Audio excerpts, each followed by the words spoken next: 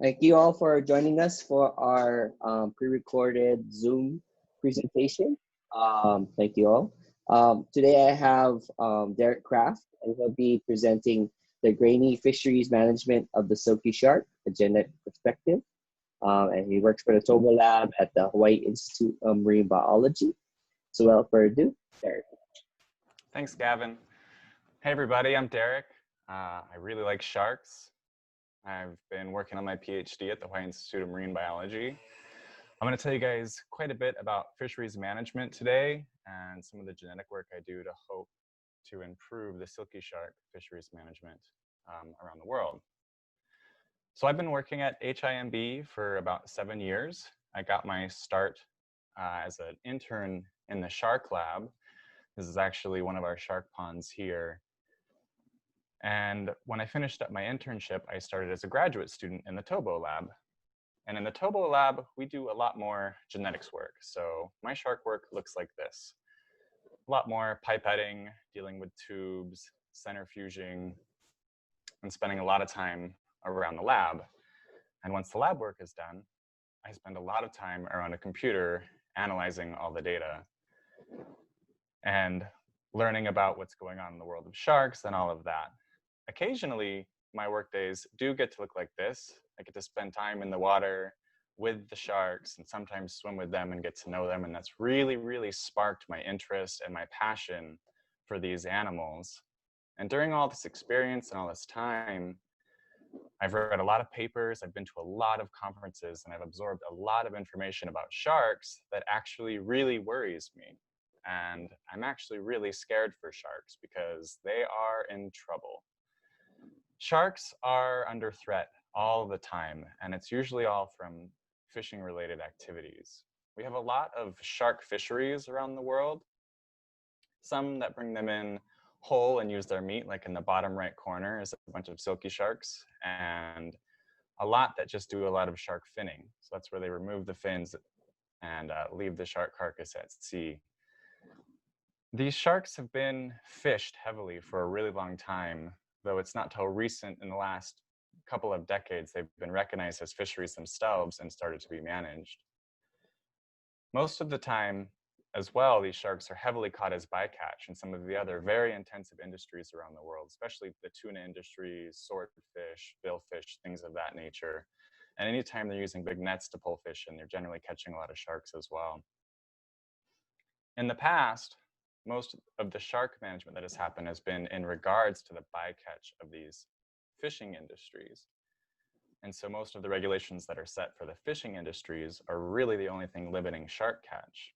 And that's really problematic when you start to think about the differences between these two organisms. So in general, I'll be talking about tuna as all the different types of tuna species, and as sharks as most of the pelagic or open ocean type sharks. So I'm just going to compare and contrast their biology a little bit to make a point here. So if we think about how these guys grow, the age of maturity for a lot of tunas is somewhere between 2 and 3 years. And for sharks, it can be anywhere from 7 to 10 years. So they take a lot longer to grow up before they're sexually mature and reproduce. When we think about the fecundity of sharks, so it's a fancy word for how much they reproduce when they reproduce. Tunas are going to spawn between 4 and 8 million eggs in a single spawning session. And some of the larger bluefin tuna are known to spawn up to 30 million eggs. Sharks, on the other hand, usually only have somewhere between 2 and 10 pups. Now, of course, those millions of tuna eggs don't all grow up to be full-grown tuna, but also out of those 2 to 10 pups, not all of them make it to be adults and reproduce either. When we talk about gestation period, this is basically how often an animal can reproduce. For a lot of the tunas, it's anywhere between, they can spawn between 2 and 5 times in a year, whereas sharks can only spawn every 1 to 2 years. In fact, the spiny dogfish has a full 24-month gestation period. So sharks are reproducing much, much slower than these fishes. This is a graph of some bluefin tuna spawning biomass data for the last about 60 years. And the only thing that's really important is I want you to see around where that arrow is that because of the way that they reproduce, their numbers can actually bounce back fairly quickly. They can reproduce fast enough to replenish their numbers if the fishing pressure is released for a little bit. Sharks, on the other hand, with their very slow growth and low fecundity and long gestation periods, it's a lot harder for them to bounce back. I couldn't actually find a graph showing this at all, so I just drew one. But the point was that their populations, once they're very low, take a very, very long time to bounce back. And that's really alarming. When we think about shark populations out in the ocean, they're declining a lot. So this is a graph showing percents of population estimates that have declined since the 1970s. And where we saw shark numbers in the 1970s, they are very, very small in percentages of what is left now. I would take this figure's exact numbers with a grain of salt because it's from a Weebly.com site and I couldn't find a good reference for it. But having studied these animals for a long time, I do know that the percentage of populations that have declined are usually in the 80s to 90s%. For silky sharks, I know it's 85% since in the last 50 years have declined. And that's really scary. So that's where fisheries management can come in. And like the ocean, fisheries management is very large and deep and complex, and there's a lot of facets to it. I'm only going to touch on a few of them. And one thing that fisheries managers can do for sharks or turtles or whales or dolphins or things that they want to preserve in the ocean is they have some tools. They have some management implementation. So they can set things like catch limits, which is kind of self-explanatory. They can also do things like have retention bans. So for example, the oceanic whitetip has a retention ban across the globe because it's now an endangered species. I know silky sharks have retention bans in the Atlantic and in some places in the Pacific because of their status. So you can't even bring those animals onto the boat. You have to release them in the water. Of course, they can also set gear restrictions. So you don't have people setting big purse seines around the Hawaiian Islands very often, but they certainly do down in the South Pacific. Other restrictions is they can limit how long the season is for certain species. They can restrict the fishing grounds. And of course, they can set up marine protected areas to protect all of the species within those areas. Now, like I said, fisheries management is a really complex thing. And here's a very simplified diagram. Of course, I don't need you to memorize this schematic or pick anything apart. But what I want you to notice is the little red square there. Those harvest rules, that's everything I mentioned in the previous slide. But everything else requires a lot more viewpoints from different regulation bodies, different governments. And where I fit in is over on the left here in the fishery scientist scheme of things. I don't actually have any sort of management control, but I am doing research to help identify these fish stocks. And fish stocks is a really important unit here. It's the basic unit of measurement for any sort of wildlife. Once you define the stock, then you can decide how to manage that stock. But that's not always that simple. I liked greenfacts.com definition of what the stock concept is. A population or total mass of a fisheries resource. Such stocks are usually identified by their location. They can be, but are not always genetically discrete from other stocks. I like it because it mentions genetics there and that's important. But you'd also notice on greenfacts.org, right under that, they have a little bit more. And the term fish stock usually refers to a particular fish population that is more or less isolated from one stock, from other stocks of the same species. And that's really important because if they're genetically distinct from one another, then they're definitely isolated populations. But you notice the last line, in particular fisheries, the fish stocks may be one or several species. So the idea of what a stock is and how it's used for management varies. So again, here's another big schematic, which I don't expect you to digest a lot of, but there are a few points on here that are really important. Data availability to decide what a stock is super important. Also, funds to do that research and collect that data is really important. And often these management bodies don't have the money to collect all of the data that they need. Now, The last couple important things over here is for any long-term management or conservation, you very much need to focus on the genetic stock, which I mentioned in the previous slide. So again, that's where I fit in on this crazy schematic. I'm using my tools to come up with the genetic stocks of some pelagic sharks. And before I get into talking about silky shark specifically, I just wanted to talk a little bit more about the genetic stock concept and why it's so important. So let's say across the entire Pacific Ocean, we have one big stock of silky sharks. So all these sharks intermix with each other, they breed with each other, and they swim all over all parts of the Pacific Ocean, meaning that they're all going to be genetically very similar to one another because they're mixing their DNA often. And notice that their color is all yellow at this point. So then we have some fisheries come in and harvest really heavily in the South Pacific, which definitely happens a lot in the South Pacific.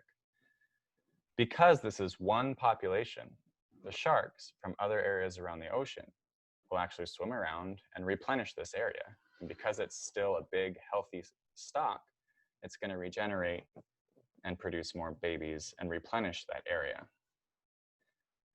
But let's say we have different stocks around the Pacific. Not all the time are sharks swimming freely across entire bodies of ocean. And in fact, there's usually a lot of barriers, even across these vast expanses of water. Sometimes there's currents. Sometimes it's that different populations prefer different food and they're chasing them around and not mixing in. Or just vast bodies of open water that are kind of like deserts and they don't really cross them. So for whatever reasons there are, we could have sharks that are in separated, isolated populations like this. What these smaller populations indicate is, oh yeah, and they're also only mixing with each other or within a population and not between populations. What this means though is if fisheries now come in, do the same amount of fishing in the South Pacific, those stocks are not going to get replenished and you're not going to get incoming sharks from other areas. You're going to deplete the resource in that region. Additionally, if these other populations are getting fished, they are now much smaller and they're going to reproduce even slower. So if we have several distinctly isolated populations, that species is a lot more vulnerable to overfishing. So that's why this genetic stock concept is really important. Okay, now to the star of the show. Enter the silky shark, stage left. They're very cool sharks. They swim together, they eat a lot of fish and squid, and they're very good at interacting with fisheries. So these are some sharks in the Maldives who are touring around a pole and line tuna boat, and the tuna fishermen don't appreciate that very much because they're stealing their fish. There's one getting poked. But silky sharks are very good at interacting with these fisheries. They do it all over the place all the time, and that's actually really bad news for the silky shark. So these sharks live across the globe in tropical and subtropical waters. This is a map showing known catch locations of silky sharks, yellow where they've been caught some, with a gradient to red where they've been caught more often. And because they're really good at interacting with fisheries, as you can see, their habitat overlaps with the tuna fisheries very heavily. So where all this tuna fishing is happening, silky sharks are also being caught really heavily because they're good at interacting with these fisheries. Silky sharks, especially the juveniles, can account for over 90% of the shark bycatch in the purse seine tuna fisheries. Because of that, plus all of the shark finning, it's very much decreased their spawning biomass and recruitment, and their numbers have dropped dramatically in almost all of the oceans. Despite them being listed as vulnerable by the IUCN Red List, so that's one step above endangered, they're still the second most caught shark on the planet, right behind the blue shark who's caught the most. Probably why he's so blue.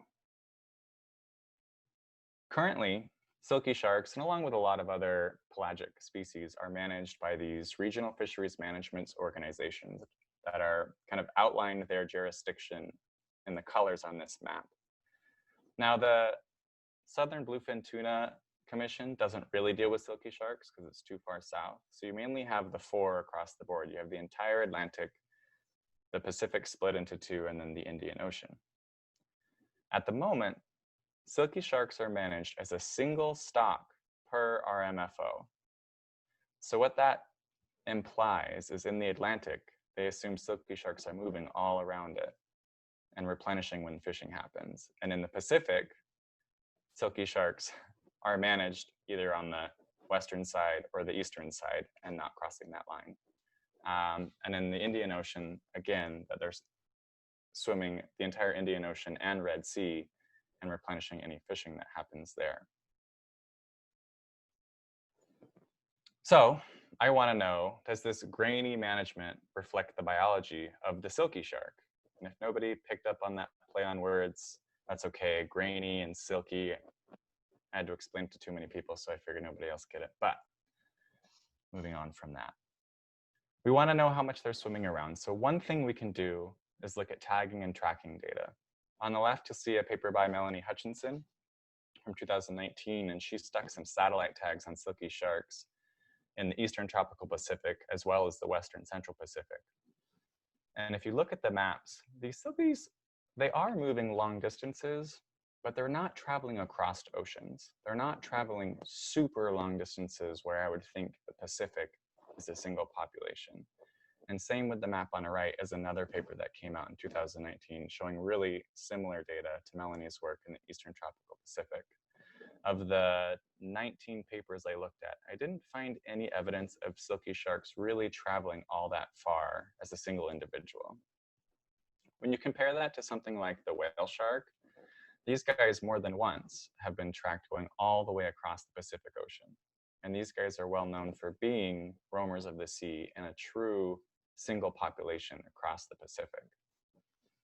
So to dig more at this, my objective was to identify the global stock structure of the silky shark using genetic technologies that we can identify even the smallest differences between these populations, indicating that they're isolated from one another.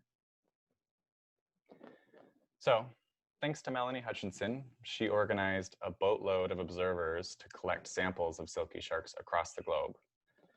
We were able to survey 4 regions across the Atlantic Ocean, being off the tip of Africa there, Brazil, Northwest Atlantic, and Gulf of Mexico. 5 regions across the Pacific, being the Eastern Pacific, North Central Pacific, South Central Pacific, Papua New Guinea, and Taiwan, as well as 2 in the Indian Ocean, being the Indian Ocean proper, and then the Red Sea. The type of genetic data we used is called pooled easy-read high throughput sequencing, also known as pooled-seq. And we were able to look at the entire mitochondrial genome as well as thousands of nuclear markers. This is important because the mitochondrial genome generally evolves faster, but is only inherited through the mother. And so you could be missing out on structure that's possibly implemented by the males traveling, or males not traveling around, but females do. But we did also get to look at thousands of nuclear genes, which don't evolve as quickly, but gives us insight into the full spectrum of the genetic variety we can see in these species. And of course, we just analyze the data. I'm not going to get into what pooled-seq is or how we analyze the data at all. For any of you who are interested more in that, you can email me and ask me anything you'd like. But for the rest of us, I'm just going to move on. So I'm going to present results like this. These are called heat maps. And with all of my analysis, what we were able to do is basically compare one region by one region at a time and get what's called an FST value. And that value basically is a metric for how different genetically 2 regions are. So a FST value of 0 or close to 0 would indicate that 2 populations are very similar or the same, meaning they could be considered the same stock. And as the FST value increases, we see that those 2 regions are more genetically separated from each other and therefore more isolated. And I've put it in a heat map where white means they are definitely the same population, and a gradient from yellow to red is lower to higher structure. So the darker the red color, the more different these populations are. And keep in mind, these heat maps are mirrored. So the lower image is going to reflect the upper image. So first, looking at our entire mitochondrial genome for all of our populations, the first thing that definitely sticks out is anytime you're comparing an Atlantic population to a Pacific or Indian Ocean population, we get FST values of around 0.8. And anybody who's worked with FST values, 0.8 is very, very high. 0.2 is also still pretty high, but 0.8 was pretty shocking for us. So that leaves the within Atlantic and Indo-Pacific looking all very yellow, but that's just because the scale of the 0.8 really blew those out of proportion. So if we cut those squares out and we rescale those areas, what we can see on the bottom left, the Atlantic mitochondrial comparisons are still very strongly separated. So really strong structure all the way across the Atlantic. And in the Pacific, we have the Eastern Pacific and the Indian Ocean very much sticking out. However, even those within Pacific Ocean comparisons are still significant values. So indicating those populations are also significantly different from one another and separate stocks. At first look at the nuclear DNA, the main pattern that the Atlantic is very different from the Pacific still stands out. But when we look a little bit closer, the pattern's definitely a lot more complex. But the take-home message here is, again, all of these comparisons, even across the nuclear data, show significant FST values, meaning that these populations are distinctly different from one another. So what does that mean about global population structure? If these silky sharks were one big population swimming through all of the oceans, all of these circles would be yellow, indicating they're genetically all the same. This is kind of like what it is for wahoo and basking sharks. They're true roamers of the entire ocean and are one population globally. Or possibly they're like the whale shark, where there's a distinct Atlantic population and a distinct Indo-Pacific population, which would make sense considering we've seen whale sharks swim all the way across the Pacific Ocean. However, that's not what we see for the silky sharks. All of the regions we sampled were all genetically distinct from one another. That's quite alarming considering they're being managed not as so. So we have multiple stocks within each RMFO. So those smaller stocks are more vulnerable to overfishing, which is alarming considering how many silky sharks are being caught every year. So there needs to be a change in management. Each one of these regions needs to be managed as its own stock and have its own management plan. Each of these areas needs to have its own individual stock assessment and greater collaboration between local agencies. And that's a lot of work for managers. Managers don't want to hear that from somebody like me.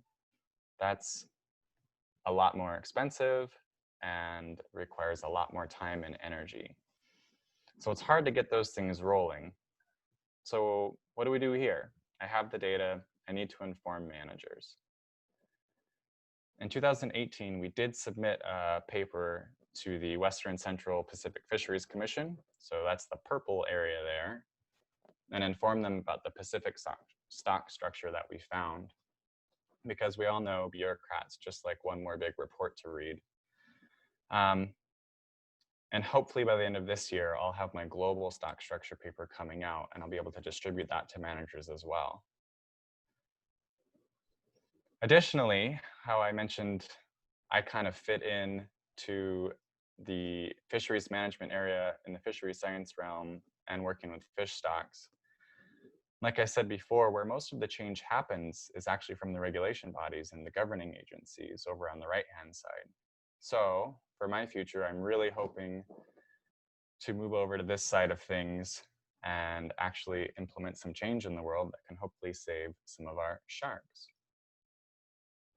And with that, I have a lot of people to thank.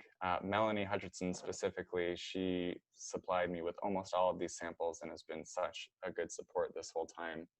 The entirety of my ToBo lab and all of our collaborators, and especially to our funding agencies, the American Lobster Bank Society, Save Our Seas Foundation, Sea Grant, have all been huge financial supporters to this project. If any of you have any questions, feel free to contact me at any time. My email's down at the bottom there. And I hope you learned something today and enjoyed my talk. And with that, I'll say thank you.